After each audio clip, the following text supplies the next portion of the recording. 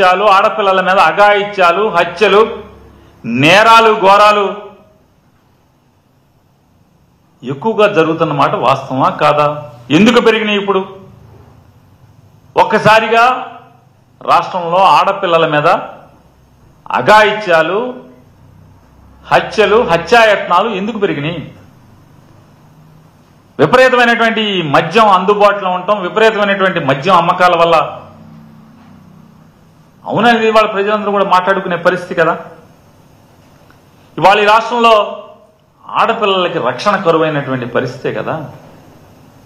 కానీ పట్టించుకునే నాదుడు లేడు. ఈ రాష్ట్రాన్ని, రాష్ట్రంలో ఉన్నటువంటి ప్రజల్ని మరీ ప్రత్యేకించి మహిళల్ని రక్షించమని చెప్పని ఒక ఆవిడికి హోంమంత్రి ఇస్తే మహిళల్ని కాపాడుతున్న దేవుడెరుగు రోజు జగన్మోహన్ రెడ్డి గారిని తిట్టి పదవి కాపాడుకునేటువంటి దిగజారిన పరిస్థితి మనం చూస్తున్నాం. వాళ్ళ మంత్రులు ఈ రకంగా ఈ రాష్ట్రంలో ఉన్నటువంటి ప్రజల మాన ప్రాణాలను కాపాడాల్సినటువంటి, రక్షించాల్సినటువంటి వీళ్ళు ఎంతసేపు జగన్మోహన్ రెడ్డి గారిని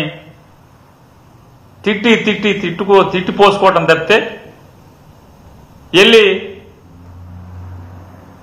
పెద్ద బాస్ దగ్గర, చిన్న బాస్ దగ్గర ఓ సలాం కొట్టి ఆ వీడియోలు చూపించి ఆ మంత్రి పదవిని కాపాడుకునేటువంటి పరిస్థితులే ఇవాళ ఈ రాష్ట్రంలో ఈ దౌర్భాగ్యానికి, ఈ దారుణాలకి కారణమైందనేది కూడా మనకు అర్థమవుతుంది. ఎన్నికల ముందు డిప్యూటీ సీఎం, ప్రస్తుత డిప్యూటీ సీఎం, ఉప ముఖ్యమంత్రి పవన్ కళ్యాణ్ గారు ఆడవాళ్ల మీద అఘాయిత్యాలు చేసిన, ఆడవారి వైపు కన్నెత్తి చూసిన ఆ దుర్మార్గుల్ని బెత్తంతో కొడతాను, బెత్తం దెబ్బలు పడతాయి జాగ్రత్త అని చెప్పిన ఆ రోజు పెద్ద పెద్ద రంకులేశారు. ఈ రాష్ట్రంలో ఉన్నటువంటి అబలలందరూ కూడా, లేదా స్త్రీలు కానీ నిజమని నమ్మారు. తీరా అధికారం వచ్చాక చూస్తే ఆడపిల్లల మీద అఘాయిత్యాలు, హత్యలు, హత్యాయత్నాలు జరుగుతుంటే బెత్తం దెబ్బలు కొడతా అన్నటువంటి పవన్ కళ్యాణ్ గారు అడ్రస్ లేకుండా ఆయన ఎక్కడ కనపడ్డం.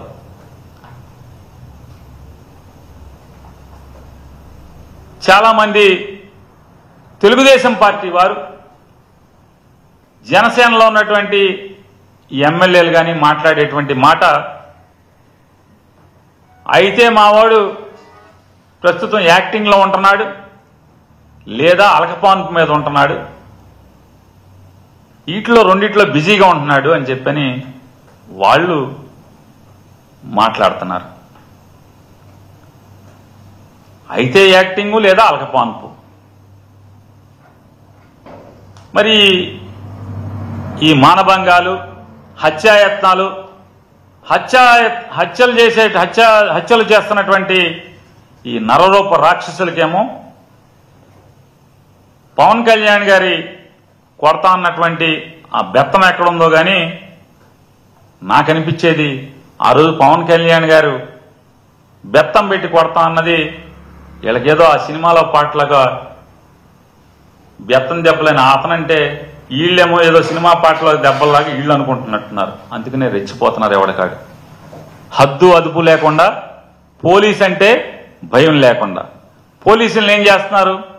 కొంతమంది ఏమో ఇది చంద్రబాబు నాయుడు గారి పుస్తకం అంటున్నారు, ఇదేమో కొంతమంది ఏమో లోకేష్ గారి ఎర్ర పుస్తకం అంటున్నారు, కొంతమంది ఏమో ఇది పవన్ కళ్యాణ్ గారి పుస్తకం అంటున్నారు.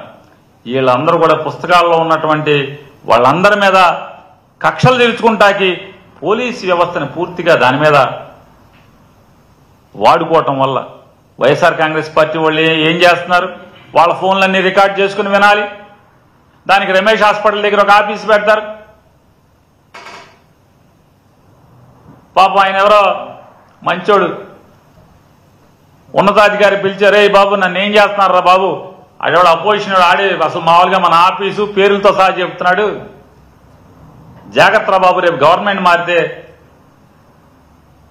ఎంతకన్నా దారుణంగా ఉండే పరిస్థితులు ఉంటాయి, తప్పులు చేసిన వాళ్ళందరినీ ఇట్లాంటి తప్పులు రికార్డింగ్ చేయబాకంటారా బాబు అని చెప్పి అతను లబోదీపం అంటున్నాడు. జగన్మోహన్ రెడ్డి గారు ఏం మాట్లాడుతున్నాడు, మాజీ మంత్రులు ఏం మాట్లాడుకుంటున్నారు, మాజీ ఎమ్మెల్యేలు ఏం మాట్లాడుతున్నారు, వాళ్ళ ఇంట్లో ఆడవాళ్ళ ఫోన్లు ఏంటి, ఈ రికార్డింగ్లు పోలీసు అంతా కూడా దాని మీదే. లేదా కక్ష సాధింపు, ఆయన లోపలే ఈయన లోపలే తప్పుడు కేసులు కట్టు, ఒకడి మీదే ఒక సోషల్ మీడియాలో ఒక పోస్టు పెట్టినందుకు 18 కేసులు, 19 కేసులు, 20 కేసులు ఒక పోస్ట్కి. మా ఊళ్ళో అయితే మరీ అన్యాయం. ఒక దళిత యువకుడు